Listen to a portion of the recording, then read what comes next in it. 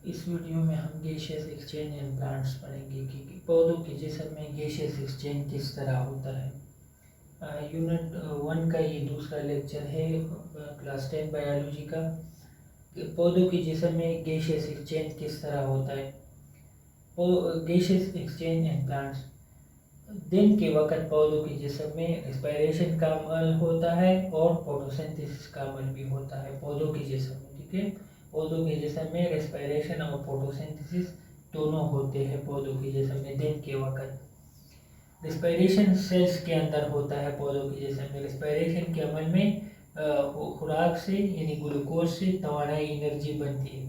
Photosynthesis पौधों के जिस्म में कहाँ होता है? सेल्स के अंदर होता है, यानी क्लोरोप्लास्ट में होता है।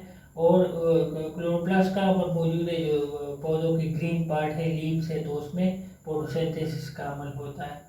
दिन के वक्त पौधों के जिस्म में रेस्पिरेशन और फोटोसिंथेसिस दोनों होते हैं।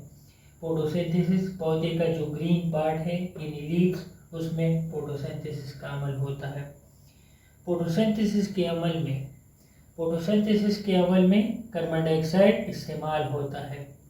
ये कार्बन डाइऑक्साइड पौधे कहाँ से लेते हैं? ये कार्बन डाइऑक्साइड पौधे एनवायरनमेंट से लेते हैं, और या जो कार्बन डाइऑक्साइड रेस्पिरेशन के अमल में प्रोड्यूस हुआ है वो भी पौधे इस्तेमाल करते हैं फोटोसिंथेसिस में। फोटोसिंथेसिस के अमल में कार्बन डाइऑक्साइड चाहिए ग्लूकोज बनाने के लिए, तो फोटोसिंथेसिस के अमल में पौधे इस्तेमाल करते हैं कार्बन डाइऑक्साइड को। ये कार्बन डाइऑक्साइड एनवायरनमेंट से लेते हैं, या जो कार्बन डाइऑक्साइड रेस्पिरेशन के अमल में प्रोड्यूस हो जाता है, ये पौधे उसको भी इस्तेमाल करते हैं। रेस्पिरेशन के अमल में ऑक्सीजन इस्तेमाल होता है। जो ऑक्सीजन हमारे साथ बना है फोटोसिंथेसिस में, वो ऑक्सीजन इस्तेमाल होता है रेस्पिरेशन के अमल में। रेस्पिरेशन के अमल में खुराक से तवानाई बनती है। रेस्पिरेशन के अमल में ग्लूकोज से तवानाई बनती है। रेस्पिरेशन के अमल में रिलीज होता है कार्बन डाइऑक्साइड, वही कार्बन डाइऑक्साइड इस्तेमाल होता है फोटोसिंथेसिस में।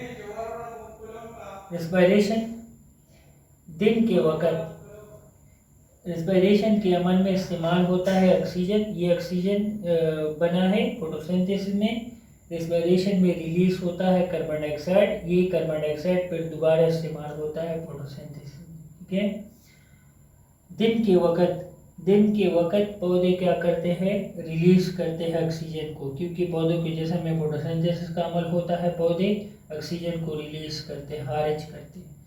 दिन के वक्त पौधे क्या करते हैं? कार्बन डाइऑक्साइड एनवायरनमेंट से लेते हैं, जो फोटोसिंथेसिस में इस्तेमाल होता है कार्बन डाइऑक्साइड, तो ये पौधे क्या करते हैं? उसको एनवायरनमेंट से लेते हैं, किसके जरिए? स्टोमेटा के जरिए। पौधों के जो पत्ते हैं उसमें छोटे छोटे सुराख होते हैं, उसको स्टोमेटा कहते हैं, तो उसके जरिए कार्बन डाइऑक्साइड एनवायरनमेंट से लेते हैं पौधे। रात के वक्त पौधों के जिस्म में रेस्पिरेशन होता है और फोटोसिंथेसिस नहीं होता। ठीक है, फोटोसिंथेसिस में खुराक बनता है, रेस्पिरेशन में खुराक से तवानाई बनती है। रात के वक्त पौधों के जिस्म में रेस्पिरेशन होता है, फोटोसिंथेसिस नहीं होता। रात के वक्त जो पौधों के सेल्स हैं ये लेते हैं ऑक्सीजन को एनवायरनमेंट से, ठीक है, और कार्बन डाइऑक्साइड रिलीज खारिज करते हैं। रात के वक्त पौधों के सेल ऑक्सीजन लेते हैं एनवायरनमेंट से और खारिज करते हैं ऑक्सीजन को। सही है, रात के वक्त तो और खारिज करते हैं कार्बन डाइऑक्साइड को। सही है, रात के वक्त पौधों के सेल्स ऑक्सीजन को लेते हैं और ऑक्सीजन को एनवायरनमेंट से लेते हैं और रिलीज खारिज करते हैं कार्बन डाइऑक्साइड को। जो प्लांट्स हैं उनकी जिस्म में गैसियस एक्सचेंज होता है, गैसों का तबादला होता है। तो ये पौधे गैसों का तबादला किस तरह करते हैं? जो पौधों की सतह है, जो सरफेस है पौधों की, उसको एपिडर्मिस कहते हैं। पौधों की सतह को एपिडर्मिस कहते हैं। कौन सी जगहों का? रूट का, स्टेम का या लीव्स का, जड़ों का, तने का और पत्तों का जो सतह है ऊपर वाली सेल्स की, उसको एपिडर्मिस कहते हैं। तो उस एपिडर्मिस के जरिए वो गैसों का तबादला करते हैं पौधे। उसमें छोटे छोटे सुराख होते हैं जिसको स्टोमेटा कहते हैं, उसके जरिए ये गैसों का तबादला करते हैं। लीव्स, यंग स्टेम, जो पत्ते हैं या कोई नया तना बना हुआ है, नए तने बन जाए, उसमें छोटे छोटे सुराख होते, छोटे छोटे सुराख उसके अंदर होते। उन छोटे छोटे सुराखों में स्टोमेटा, उन छोटे छोटे सुराखों को स्टोमेटा कहते हैं।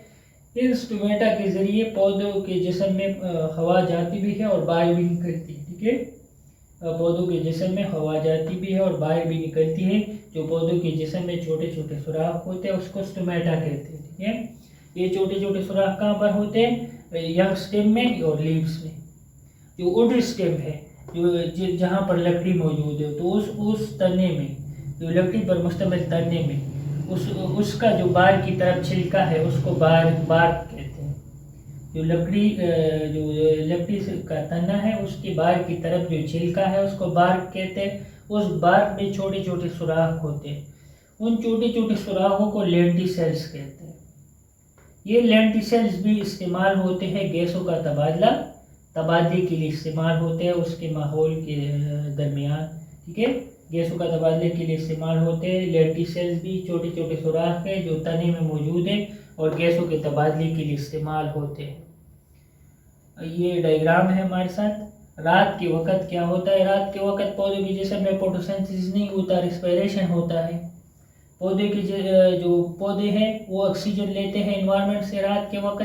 ठीक है, और कार्बन डाइऑक्साइड खारिज करते हैं। पौधों के जिस्म में सिर्फ रिस्पिरेशन का अमल होता है रात के वक्त और फोटोसिंथेसिस का अमल नहीं होता। तो रात के वक्त पौधे क्या करते हैं? ऑक्सीजन को एनवायरनमेंट से जज़ब करते हैं और कार्बन डाइऑक्साइड खारिज करते हैं। दिन के वक्त पौधे क्या करते हैं? दिन के वक्त पौधे ऑक्सीजन को खारिज करते हैं और कार्बन डाइऑक्साइड को जज़ब करते हैं दिन के वक्त। ठीक है, कार्बन डाइऑक्साइड हमारे साथ, क्योंकि पौधों के जिस्म में दिन के वक्त फोटोसिंथेसिस होता है, रिस्पिरेशन भी होता है, दोनों होते हैं, रिस्पिरेशन और फोटोसिंथेसिस दिन के वक्त। और रात के वक्त फोटोसिंथेसिस नहीं होता। तो दिन के वक्त हमारे साथ पौधों के जिस्म में फोटोसिंथेसिस, रिस्पिरेशन दोनों होते हैं। तो रिस्पिरेशन में कार्बन डाइऑक्साइड चाहिए, तो ये कार्बन डाइऑक्साइड पौधे बाहर से जज़ब करते हैं, एनवायरनमेंट से लेते हैं। और फोटोसिंथेसिस में ऑक्सीजन बनता है, तो ये ऑक्सीजन पौधे बाहर खारिज करते हैं। ठीक है, तो जो पौधों की लीव्स है, वो लीव्स का जो छोटा सा सेक्शन, ये हमारे साथ इधर हमने बड़ा किया है, उसके छोटे से सेक्शन को काटा या ये उसकी सेल्स है सारे अंदर की, किस तरह नज़र आते हैं हमारे साथ। तो ये ऊपर वाले जो लीव का जो ऊपर वाले लेयर है, सतह है, उसको क्यूटिकल कहते हैं। ठीक है, उसके बाद अपर एपिडर्मिस है, उसके बाद ये मेसोपेल सेल्स है। ठीक है, मेसोपेल सेल्स। और अपर एपिडर्मिस ये है, ये वाला लेयर अपर एपिडर्मिस, और ये वाला लेयर जो सेल्स का है ये लोअर एपिडर्मिस है। लोअर एपिडर्मिस पर स्टोमेटा ज़्यादा होते हैं, अपर एपिडर्मिस पर स्टोमेटा कम होते हैं। लोअर एपिडर्मिस में जो स्टोमेटा है, स्टोमेटा के दोनों तरफ गार्ड सेल्स होते हैं। ये गार्ड सेल क्या करते हैं? स्टोमेटा को खोलते और बंद करते हैं। स्टोमेटा के जरिए ये गैसों का तबादला करते हैं। कार्बन डाइऑक्साइड और ऑक्सीजन अंदर बाहर जाता है इसमें। ठीक है, carbon dioxide stomata, carbon dioxide और ऑक्सीजन स्टोमेटा के जरिए ये गैसों का तबादला करते हैं। अपर एपिडर्मिस और लोअर एपिडर्मिस हमारे साथ ये है। और ये हमारे साथ जाइलम है। जाइलम के जरिए पौधों के जिस्म में पानी की तरसील होती है, पानी जो पौधों के जिस्म में आता जाता है। तो ये हमारे साथ उसकी डायग्राम है। Upper epidermis and lower epidermis. Stomata ज़्यादा उसको कहते हैं, ज़्यादा को कहते हैं, स्टोमा एक को कहते हैं। ठीक है, तो ये हमारे साथ ये फ़र्क है इसमें। तो ये हमारे साथ वो सारा आज का ये सारा लेक्चर था।